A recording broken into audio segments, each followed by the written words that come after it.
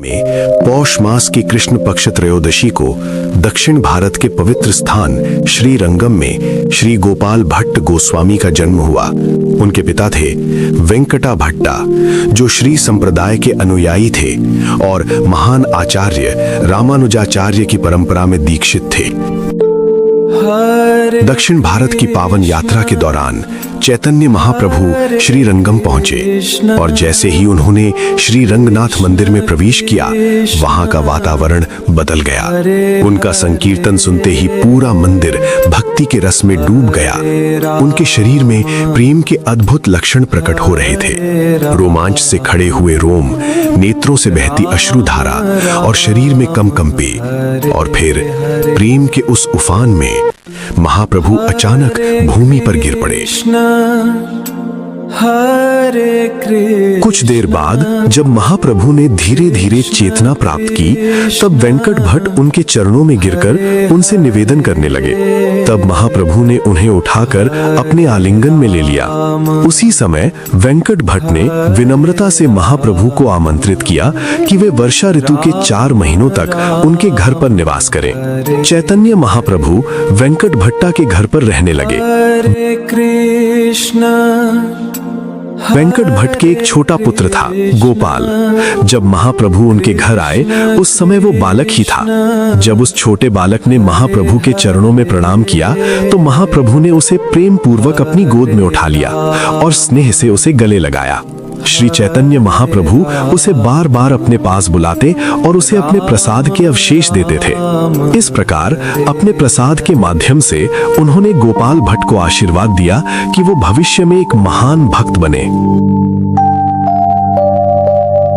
प्रतिदिन बालक गोपाल भट्ट स्वयं महाप्रभु की सेवा किया करता था। उस समय चैतन्य महाप्रभु ने वेंकट भट्टा को लक्ष्मी नारायण की उपासना और गोपियों द्वारा राधा कृष्ण की भक्ति के गूढ़ रहस्यों को समझाया। महाप्रभु ने ये बातें अत्यंत मधुर और हास्यपूर्ण शैली में हंसते मुस्कुराते हुए समझाई। आपकी लक्ष्मी देवी तो अत्यंत पतिव्रता है, फिर वे मेरे गोपाल कृष्ण के साथ क्यों रहना चाहती हैं? कृष्ण और नारायण एक ही हैं। कृष्ण केवल अपने मधुर लीलाओं के लिए एक रूप धारण करते हैं, इसलिए लक्ष्मी देवी का कृष्ण के प्रति आकर्षण किसी प्रकार का दोष नहीं है। लेकिन यह बताइए कि लक्ष्मी देवी ने कृष्ण को प्राप्त करने के लिए तपस्या की, फिर भी वे वृंदावन में प्रवेश नहीं कर सकी, जबकि उपनिषदों ने तपस्या करके कृष्ण को प्राप्त कर लिया। ऐसा क्यों? लक्ष्मी देवी अपनी ऐश्वर्यपूर्ण स्थिति को बनाए रखते हुए कृष्ण की मधुर लीलाओं में प्रवेश करना चाहती थी, जो संभव नहीं है। वृंदावन की लीलाओं में प्रवेश के लिए गोपियों के समान पूर्ण समर्पण और मधुर प्रेम की आवश्यकता होती है। इस प्रकार चैतन्य महाप्रभु वर्षा ऋतु के 4 महीने वेंकटा भट्टा के घर पर रहे और श्री कृष्ण की लीलाओं का रस लेते हुए अपने दिन आनंद में व्यतीत करते रहे। फिर समय आया विदा का। ये सुनते ही बालक गोपाल भट्ट गोस्वामी महाप्रभु के चरणों में गिर पड़े और मूर्छित हो गए।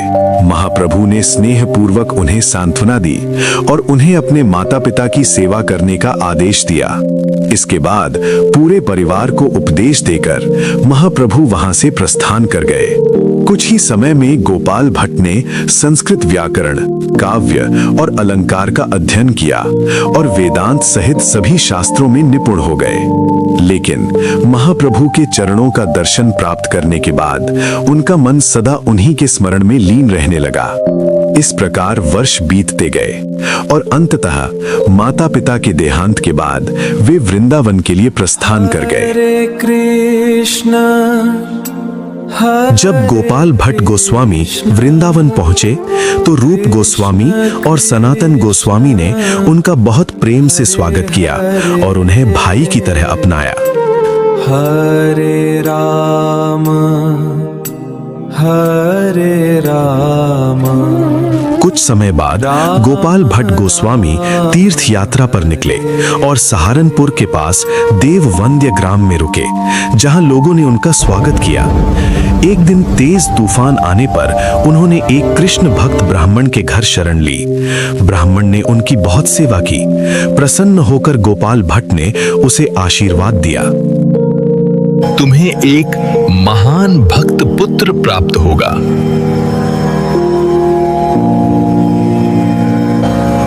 अपना पहला पुत्र आपकी सेवा में अर्पित करूंगा।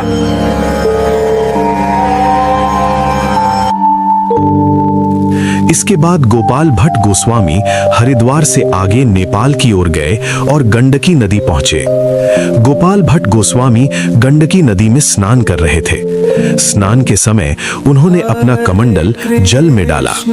जब उन्होंने उसे बाहर निकाला तो उसमें 12 शालिग्राम शिला आ गईं। उन्होंने उन्हें वापस नदी में प्रवाहित कर दिया, लेकिन दोबारा कमंडल डालने पर फिर वही शालिग्राम शिलाएं आ गईं। ये घटना कई बार होने पर उन्होंने समझ लिया कि ये भगवान की विशेष इच्छा है। इसलिए उन्होंने उन शालिग्राम शिलाओं को आदर पूर्वक स्वीकार किया और उनकी भक्ति भाव से सेवा पूजा करने लगे। एक दिन एक धनी व्यापारी गोपाल भट्ट गोस्वामी के पास आया। सेवा की इच्छा से उसने भगवान की पूजा के लिए सुंदर वस्त्र और आभूषण भेंट किए। श्री गोपाल भट्ट ने उन वस्त्रों और आभूषणों को अपनी शालिग्राम शिला के सामने रख दिया और आंसुओं भरी आंखों से बोले, काश मैं अपने प्रभु को सजा पाता। हे मेरे प्रभु, आप अत्यंत दयालु हैं और अपने भक्तों की हर इच्छा को पूर्ण करते हैं। मेरी एक ही कामना है कि मैं आपकी सेवा आपके उस दिव्य स्वरूप में कर सकूं, जिनके सुंदर हाथ पैर हो, मधुर मुस्कान हो और कमल के समान नेत्र हो। यदि मेरे पास आपका विग्रह होता तो मैं इन वस्त्रों और आभूषणों से आपको बड़े प्रेम से सजा पाता।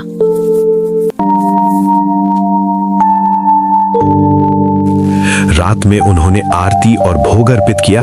फिर शालिग्राम शिला को एक टोकरी में सावधानी से रख दिया और भजन करने के बाद प्रसाद लेकर सो गए।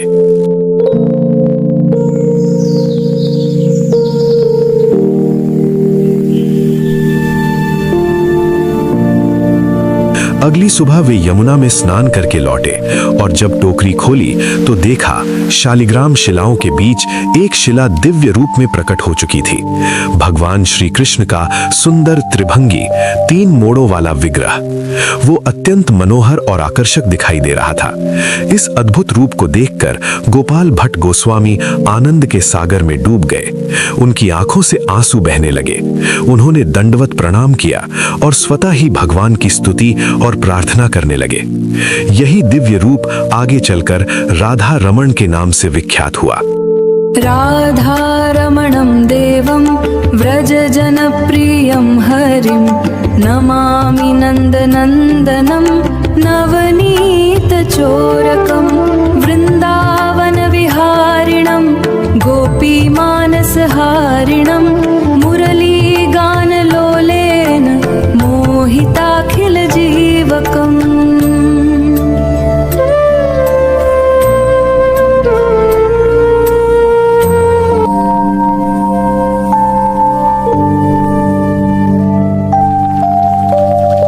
लगभग 10 साल बाद गोपाल भट्ट गोस्वामी यमुना स्नान करके अपने कुटीर लौटे तो उन्होंने द्वार पर एक लड़का बैठा देखा। लड़के ने प्रणाम करके बताया कि वो सहारनपुर से आया है और उसका नाम गोपीनाथ है। उसके पिता ने उसे गोस्वामी जी की सेवा के लिए भेजा था। गोपाल भट्ट को उस ब्राह्मण की बात याद आ गई और इसके बाद गोपीनाथ ने श्रद्धा से उनकी सेवा शुरू कर दी। बाद में वही लड़का श्री गोपीनाथ पुजारी गोस्वामी के नाम से प्रसिद्ध हुआ। वो जीवन भर ब्रह्मचारी रहे और राधा रमण जी की सेवा करते रहे। गोपाल भट्ट गोस्वामी अपने प्रिय राधा रमण जी की बड़ी प्रेम से सेवा करते थे और चैतन्य महाप्रभु की शिक्षाओं को स्मरण करते थे। भक्ति में डूबकर उनकी आंखों से प्रेम के आंसू बहते थे।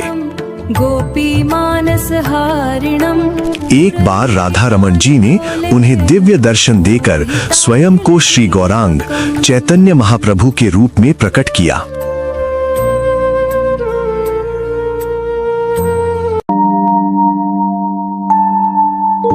उन्होंने श्रीनिवास आचार्य को अपना शिष्य बनाया और सनातन गोस्वामी के साथ हरि भक्ति विलास की रचना में सहयोग दिया। बाद में जीव गोस्वामी ने सत संदर्भ का विस्तार किया, जिसे गोपाल भट्ट ने प्रेरित किया था। उन्होंने कई ग्रंथ लिखे और कुछ ग्रंथों में उन्हें अनंग मंजरी के रूप में भी पहचाना गया है। राधारमणं देवं व्रजजनप्रियं हरिं नमामि नन्दनन्दनं नवनीतचोरकं वृन्दावनविहारिणं गोपीमानसहारिणं मुरलीगानलोलेन मोहिताखिलजीवकम्